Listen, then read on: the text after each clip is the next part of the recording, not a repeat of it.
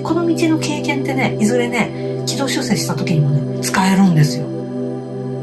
これ私20代、30代の頃はあんまりわからなかったけど、だんだん長く生きてると、うわ、ここでこの時のこれが使えるんか、みたいなね。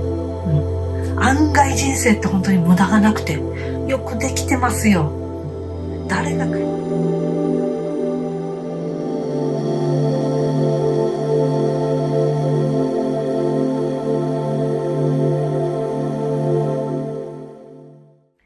こんにちは。NPO 法人日本霊気協会理事長の辻陽子です。今回のテーマはね、今私はちゃんと本来生きるべき道、使命天命のこの道に乗っているんだろうか、こんな迷いがある人にちょっと喋ってみたいと思います。今明らかそういう道に乗っていて、そしてその道を満喫しながら楽しく進んでますよ。この人にはね、今日のお話はあんまり必要ないです。が、本当にこれで大丈夫なのかな？これでいいと思って進み始めたけど、なんかうまくいかない、停滞してる感じがする。本当は違うんじゃないだろうか。だとしたらここまでやってきた努力はどうなるんだよ。みたいな、こんな疑惑が湧いてる人。この人に見分けポイントをお伝えしたいなと思ってるんです。今日もね、あんまり霊気と直接関係ないですけど、ぜひ聞いてください。はい。生きてると、なんかね、目標があったりとか、それに向かって進んでいると、結構すんなりいくわっていう時もあれば、なんかいきなり目の前に壁が出てきたぞ。乗り越えなきゃいけない大きいハードルが出てきたぞ。さっきまでうまくいってたのに、この前までうまくいってたのに、なんで急にこんな風になっちゃってんの？とか、せっかくうまくいきかけてたのに、こんな予期せぬトラブルがあって、ってなんか、すごろくで言うといくつか戻るみたいなね。こんなになっちゃう時ってたまにあるんですよね。で、そんな時にね、特にやっぱスピリチュアル系のことを勉強していたりとか、いろんな人は、そのまま突き進むっていうよりも、なんかちょっと、これは本来私がやるべきことじゃないんだろうか、とかね、私の使命天命じゃなかったんじゃないか、とかね、考えやすいと思うんですよね。なので、そんな時どうしたらいいんだろう。これはね、結構ね、簡単ですよ。まずね、あなたの魂がやりたいって決めたことだから、あなたは今それを取り組んでると思います。なので、やりたくないかやりたいかは、自分に正直になったら、ちゃんとわかるはず。正直になってください。ちょっと勇気がいるかもしれないけどね。だけど、本当は嫌なのに自己犠牲して我慢しているのか。それとも、このまま進んでいったらきっといい方向に行くに違いないと思って忍耐をしているのか。我慢と忍耐って本当は同じ言葉なんだけど、私もあえて分けて使ってるんですよ。自分自身がより良くなるために、今、しんどいけど努力根性で頑張らなきゃいけないっていう、こういう出来事って世の中にはあると思っています。例えば、ダンスがめっちゃ上手くなりたかったら、毎日退屈な筋トレとかをやるしかないです。でないと、キレのいい、かっこいいダンスが踊れない。だけども、しんどいんですよ、その筋トレは。でもやらなきゃいけない。こういうことってありますよね。あなたが弁護士になって困ってる人を救いたい、そんな弁護士目指すぞって思ったら、弁護士資格を取らなきゃいけない。で、その弁護士資格を取るための勉強は案外面白くないかもしれないけど、これやるしかない。国家資格を取るために。こういうのってあるんですよね。これを私は忍耐と、呼んでるんです。私用語で。それに対して我慢、自己犠牲は違います。もちろん、この我慢する理由としては、いい状態になるだろうって思って我慢するんですけど、あなたはそれをやりたくないかどうかは自分でちゃんと分かってます。見たくなくて片目つむって本当はやりたいことなのよとか、自分をごまかしてる可能性もありますけど、ここは勇気の出し時です。本当はやりたくないんじゃないのか。誰かのために我慢してるのも、これも、しんどいですよね。自分が上達したり自分が望むいい状態になるために、さっき言ったように辛い筋トレ頑張る。これと A さんが幸せになるために私がやりたくないことを我慢してやり続ける。これは全然ちゃいます。勇気の出し時です。あなたの人生の主役はあなたですから。あなたがまず幸せになっていいんです。そして A さんも幸せに。A さんだけが幸せにっていうのはね、結局ね、もうはっきり言いますが、A さんも幸せにならないです。ここ、すごい大事なんで、まずここの見極めです。わかります？私が今言おうとしてる話。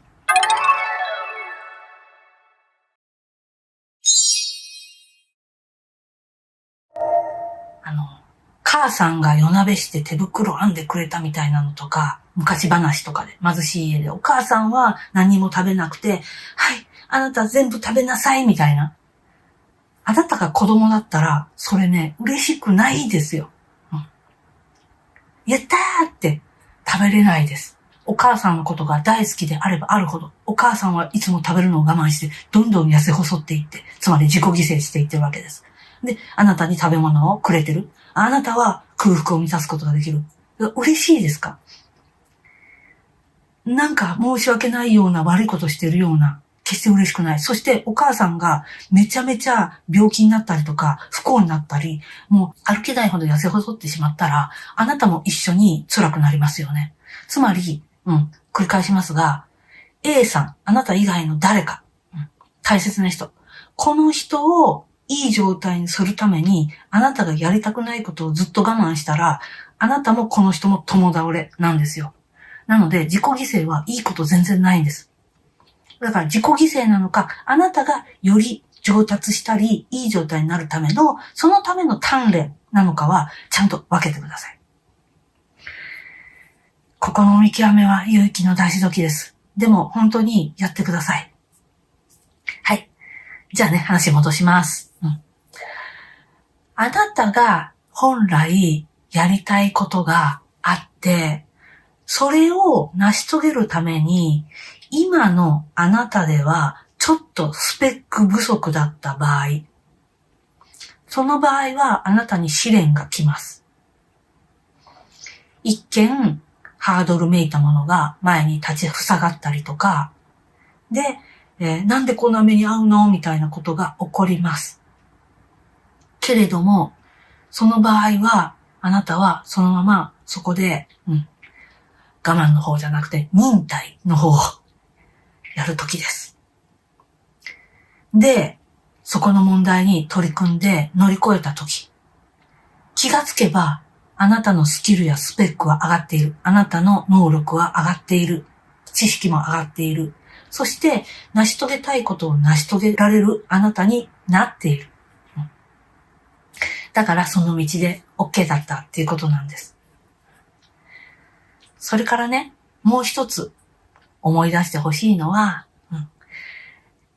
あなたがいい状態に行くときの、ステップアップの道のりっていうのは、まさに、こういう風に階段状になっているっていうことなんですよね。こういうね、スロープ状じゃないんですよ。スロープ状にスムーズに上達していくんじゃなくてね、いわゆる停滞期みたいなのがあるんです。これはね、ダイエットとかを考えてもらったらわかりやすいです。ダイエットしたことある人だったら、ダイエットして最初順調で、いい感じでじわじわ体重落ちてきたってね。そしたらある時停滞期っていうのに入るでしょ。で、前と同じようにやってんのに、カロリーも一生懸命抑えてんのに、運動もしてんのに、なんで前みたいにじわじわ減っていかないのっていう時期に入るんですよ。これがさっき言ったね、壁にぶち当たるってやつですね。でもそのままやり続けてください。そしたらある時、ピュッてまた次の段階行って、またじわじわ減り始めた。で、しばらく行くとまた停滞期に当たる。で、ダメだ。でもそのままやり続ける。そしたらまたピュッて一段上がって、また減り始めた。こんな感じで結果的に、ダイエットに成功しますよね。あとはね、英会話に取り組んで、英会話を習得できた人も、この体験あると思います。なんか楽しくて、うわーって英会話やってる時に、どんどん英単語も覚えて、上達してるぞっていうのが実感できる時。ある時壁に当たるんです。同じように一生懸命勉強してる。新しい単語も覚えてる。やってんのになんか一向に上達してる感じがしない。で、ある時、その壁をヒュッと越えたなっていう感じの時があるんですよ。前よりもものすごく聞き取れてる。前よりも言葉がスムーズに出る。また上達を感じられるみたいな。で、また壁に当たるんですよ。で、あれ、ちっとも上達しなくなった。なんかずっと同じところにいる感じがする。前と同じように勉強してるのに、みたいなね。こういう感じで上達していってるはずです。これ他の習い事やいろんなものもそうだと思います。例えば楽器演奏。同じように上達はそんな道をたどると思います。停滞期があって、あれちっともうまくいかないみたいな。それはある時、なんかすごく難しい曲が弾けるようになってる。とかね。歌を歌うのもそうだし、ダンスもそうだし、技能習得とか。大体そうだと思います。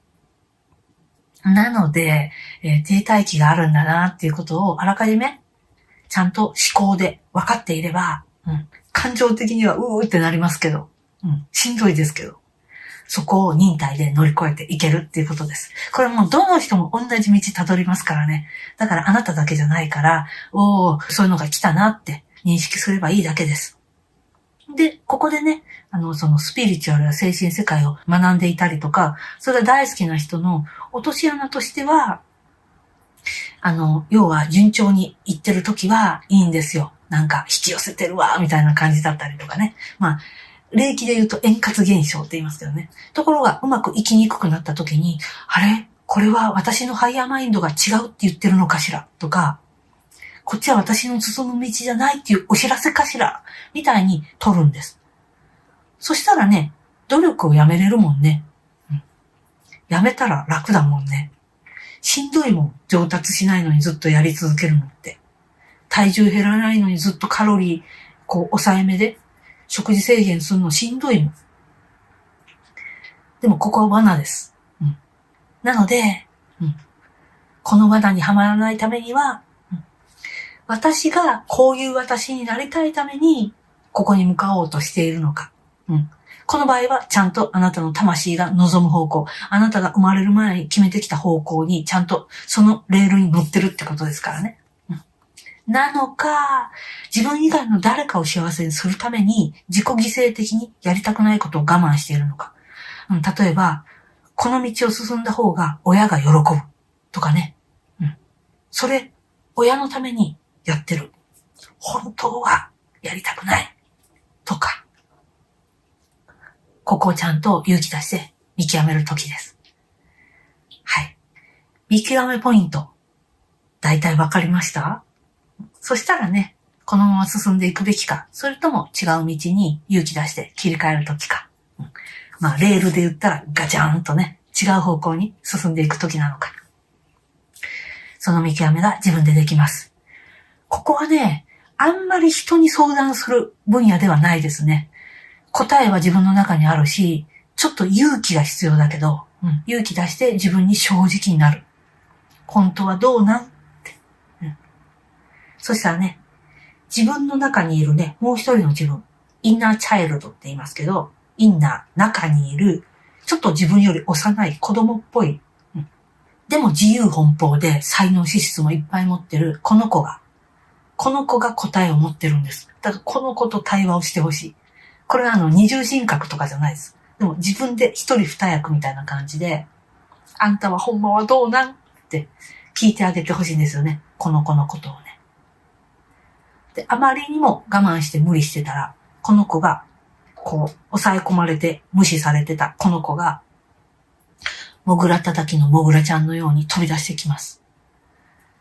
現象として現れてきます。で、あなたは結局軌道修正をする羽目になったりします。けれどもね、なんかどえらいことになって軌道修正するよりは、先に自分の中でちゃんと自分と向き合って、勇気出して自分に正直になる方が、結果的にはいいです。生きてるとたまには回り道するようなこともありますが、それも OK ですよ。この道じゃなかったって分かった。で、この道の経験ってね、いずれね、軌道修正した時にもね、使えるんですよ。これ私20代、30代の頃はあんまりわからなかったけど、だんだん長く生きてると、うわ、ここでこの時のこれが使えるんか、みたいなね。案外人生って本当に無駄がなくて、よくできてますよ。誰が書いたんだよ、この宇宙シナリオみたいなのは、私のシナリオはって思うぐらいよくできてる。伏線がいっぱい引かれている。はい。ぜひ楽しんでみてください。はい。というわけで今日は、あなたが本来そもそも魂が望む生きるべき人生のこのレールに、軌道上にちゃんと乗っているんだろうか、それとも違うんだろうか、ここに迷いがある人に向けて話してみました。最後にね、私霊気協会の理事長やってるんで、霊気の効能としていいこと一つお伝えしときます。霊気ではね、セルフヒーリングとか、自分でね、呼吸を使いながら霊気を取り入れる、いい自己鍛錬法。自己鍛錬法って言ってもね、心地いい、楽な自己鍛錬法がいくつかあるんですけど、やりたいことが見つからんとか、自分がどういう人間がわからんっていう人ってね、この魂がね、空の天気で例えると、魂を太陽だとすると、雨雲がね、覆っちゃっててね、地上から見たら太陽が見えてない。こんな状態になってるんですけど、霊気でね、いろんなものを浄化してね、オーラをクリアにしていくとね、このね、雨雲がね、隙間が空いてきて、青空が見えてきてね、太陽の光がね、天使のはしごみたいにね、差し込み出すんですよ。でね、やがてね、パーッとね、あなたらしさが輝き出す。魂ってね、人それぞれ個性があるんですよね。でもね、どれもこれもね、本当に美しくてね、きらめいてるんです。あなたらしい個性が伸びやかに発揮される。これね、この雨雲を取るのにね、もう霊気最適なんですよ。だから私は結構ね、霊気ヒーリングをおすすめしていて、もちろんヒーリングとして誰かの調子悪いところを癒したり、病気治しに使うっていうことも抜群に効果があるんです。それね、欧米各国でものすごいポピュラーに使われています。西洋医学の大病院でもめっちゃ使われてるし、アメリカ軍でもめっちゃ使われてるし、もう日本人が驚くほど霊気が海外でポピュラーです。でも、そういう使い方以外に、あなたがあなたらしく、あなたらしさを伸びやかに発揮するために私は使ってほしい。そしてね、結果的にあなたの意識は高まって、波動は高まって、であなたは存在だけでいろんな人をいい気分にさせたり、気づきを与えたりする存在になっていく。そしてあなたのマインドはもう人格者を目指さなくても、結果的には人からあの人は素晴らしいねって言われるような人になります。で、ご機嫌な時間が何より増えますよ。イライラしたり、不安になったり、孤独になったり、寂しかったり、落ち込んだり、誰かに自分のことが分かってもらえなくて、ってなったり、こういう時間がね、どんどん短くなってくるし、イライラ、くよくよ、深刻さっていうのからだんだん縁遠くなっていきます。一人でお部屋にいても、人と繋がっているような安心感があります。絶対安心。これがね、安心立命への道。安心っていう土台に、あなたらしい木と、生い茂った葉っぱと花と実を咲かせてほしいな。あなたの天命を生きてほしい。それをね、抜群にサポートしてくれるのが、この宇宙のどこにでもある霊気エネルギー。だんだん科学の領域で、それがね、証明されたり、研究されたりしてきて、まだまだ 100% ではないんですけど、私が死ぬまでにもう相当これ科学の分野になってるなって思っています。霊気エネルギー。うまく使うコツも意識の使い方になってきます。はい。その辺はね、もうちょっとね、話し出したらね、私止まらなくなって、このまま一晩喋ってしまいますから、ここで終わりますけど。はい。ぜひ、あなたがあなたらしい、あなたの天命の軌道をこのまま進んでいかれますように。それからね、今こういう時期なので、ちょっと訳もなく、理由もなく、突然不安感、孤独、焦り、このままで大丈夫とか、なんかちょっと過呼吸っぽくなったりとかね、心臓がバクバクしたりとか、孤独で辛くて身がちぎられるみたいな、こんな感じで襲われたりとか、しやすいと思います。そういう人、私の友人知人でもちょっと増えています。なのでね、しっかり時空を超えて意識で手をつないでおきましょうね。片方の手は私と、もう片方はあなたの大切な人や、もしくは憧れる人、尊敬する人、知り合いじゃなくてもいいですよ。ミュージシャンや俳優さんや、あなたの好きなタレントさんでもいいから。ちゃんと両方繋がっといてね。一人じゃないです。大丈夫です。本当のところ科学的に言っても、この宇宙のみんなは繋がっています。だから大丈夫。そしてこのしんどい時期はそのうち終わるから大丈夫です。一緒に乗り切りましょう。じゃあ、またお会いしましょうね。いつも応援ありがとうございます。チャンネル登録も嬉しいです。またです。